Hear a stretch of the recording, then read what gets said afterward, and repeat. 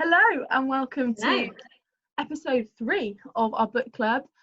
This little term we've been reading Garden City by John Mark Comer. There it is. But here we are, not in the mustard room in Watford in the Onelife HQ. We are Actually not. I We come are. to you live from my parents' spare bedroom in the Cotswolds, so looking a little bit different. And Helen? I'm at home. I'm in my dining room. Luckily, we still have some yellow, as you can see. Couldn't quite get that far away from the mustard room. But I'm actually self-isolating at the moment. Got a few days left, so I've been coughing, which is very sad. So yeah, really different season for us. We've been doing lots of these kind of Zooms and Microsoft Teams and all these different things. But we're just trying really hard to stay connected, and we're sure you guys are too. Yeah. And we just thought we'd continue with our book club. You might, like us, find you have a little bit more free time. Maybe if you're still working from home, the day you're working, the evenings, they're a little bit more free. And we want to continue to learn and to grow together. And book club is just one of those things. So part 3, Garden City, is called The Garden City. Scandalous name, I know. How about amazing for him. But yeah. We just thought, we could round up the whole book and summarise it for you. We want you to go read it. So I'm just going to share some things that have jumped out to me and Helen's too. So for me, I think 3 big things which I kind of took from it was that the first thing is that what we do, our work matters. It has a bearing both on this life now and the life to come. This might be a little bit of a new idea for you. I actually had to go read this whole section twice because I think I was like, heard this kind of before, but I've not maybe pressed into it as much as I could, so maybe you need to have another little quick read. I know I did.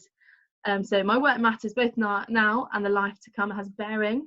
And the second thing is that I want to do what I do. I want to work, I want to rest, I want to do everything to the best of my ability to be great, not necessarily for my own glory, but greatness, as God calls it, is to love and to serve the best I can. So that was it for me. And third thing was 3 questions which I thought John Mark Comer wrote out, which for me, I think it's something I'm just going to continue to ask myself. I think it's really healthy. I'm actually written it down pretty big in my journal, and maybe to stick up something might be great. So you might want to do too.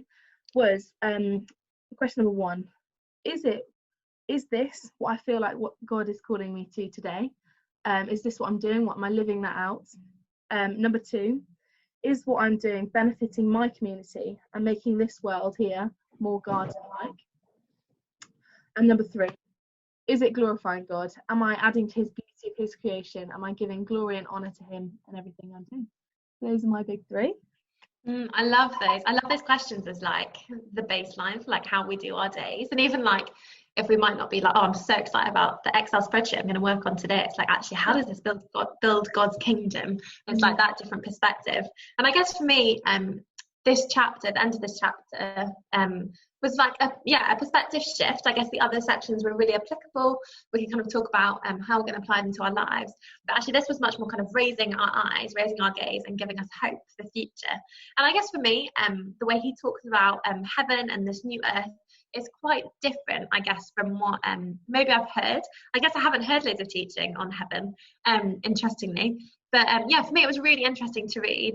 And I actually loved what he said about you take the person you become with you. So actually, he talks about kind of everything being burnt. And he says everything, I can't remember what verse it is in Revelation, but it talks about everything kind of being burnt with fire and like this sifting process. But he says it's kind of similar to how in the flood and how the earth was destroyed, but obviously it wasn't destroyed, but it was renewed. And the same sense of actually everything will be gone, but actually who we are, we bring with us. And so for me, I guess, just look at the importance of investing in our character and who we are really stuck out to me. Just that sense of we actually get to bring that with us into the kingdom of God, and who we are builds the kingdom of God, which is just amazing. I love that. My husband's just come to the kitchen just here, so he's now part of the book club video. Amazing. Thanks so much, Helen. Hopefully for you guys things have stuck out too, and please be sharing them on the comments below and messaging us and things. But you may or may not have spotted, not only because of our virtual format, but we're in a totally different season right now of just what is everything that's going on in this world with coronavirus. And we're really aware that everything we've looked at so far with work and rest, which John Mark Comer has laid out to us, it's going to look a little bit different. and we want to be continuing to work and rest well. And who knows how long this is gonna last for. So yeah, Helen, give us some wisdom. Yeah, I guess we've been thinking about how do we make sure we work and rest well, even though, I mean, for me at the moment, it's literally in my house the whole time. So it makes it hard, actually. So my dining room table is now my workstation as well. And so some really practical things I've been trying to do is kind of at the end of the day, shutting everything down. So literally shutting my laptop, putting it to one side and kind of resetting the dining room table so it looks like a dining room again. So it doesn't look like where I've been working all day. So actually we can sit down and eat and enjoy time together. And the other thing we've been thinking about is our Sabbath. Obviously, we're going to have to be in the house still, so it can't feel that different.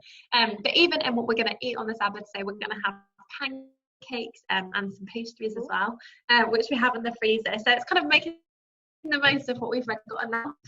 We can't get too much in because we can't go out. But and also getting a takeaway as well. So actually just thinking about those little things that we can be doing in this time just to make that time feel different to what we've been doing previously. My husband Rich is doing loads of decorating at the moment because he has nothing to do because when he's at home because he's a teacher. And so actually, you know, he's doing that, but on our Sabbath he won't be doing that. He'll be doing kind of things that are more relaxing, things that aren't productive as such. So yeah, just thinking about those different things we can be doing that kind of mark that time for us so that actually we feel relaxed and we can sit in God's presence and enjoy that rather than kind of just carrying on as we've been going. How about you, Becky?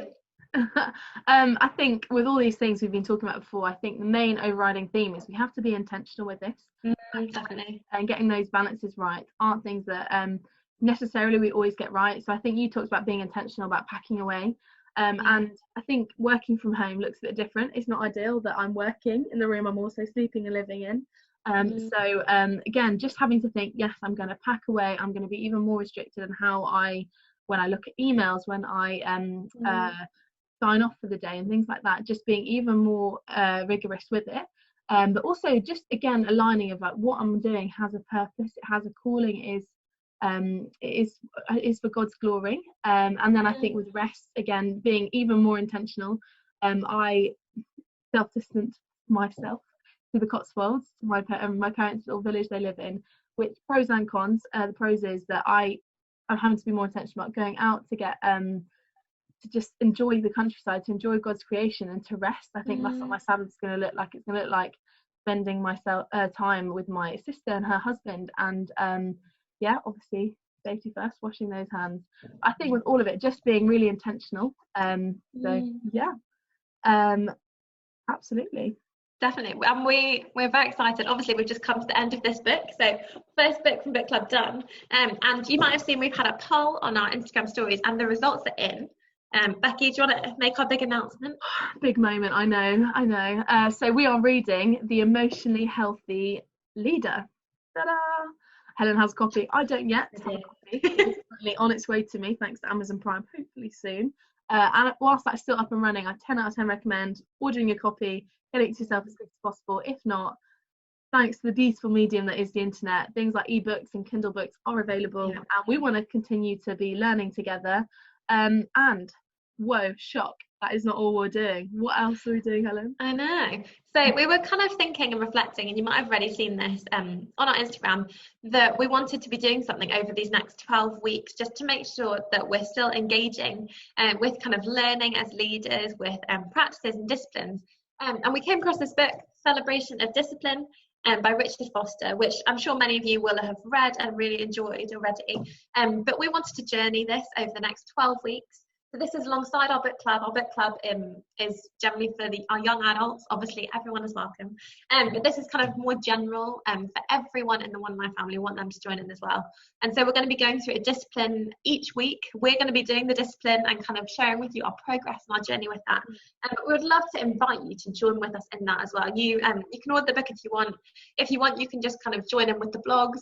We'll be explaining what the practice is. And so you don't even have to read the book if you don't want to, if you don't want to order it. But we would love you to join in with that as well.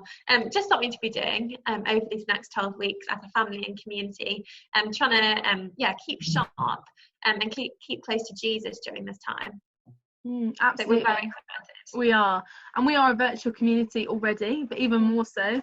So please, Yeah. please, please be commenting, be sharing your thoughts, be sharing your wisdom and your experiences of things. Yeah. Let's learn and be growing deeper in Jesus and our walk with Him, and how we lead and learn for Him, live for Him even more. Definitely. Good. And one other quick thing that I forgot. We're going to put out a poll later today, just about whether some of you might be potentially up for doing like an actual virtual book club over something like this, something like Zoom, where we could actually be together virtually and discuss the emotionally healthy leader. We're going to read it over 2 months this time because we've all got a little bit more free time than we did before. And we'll be putting up a post about how that's going to work. But if you're interested in actually kind of meeting up with us virtually and having some time together to discuss what we're learning, please do let us know in our poll. It'll be on our stories at some point later today. Perfect. Oh, thanks so much for joining us. Bye. Bye. Bye, guys.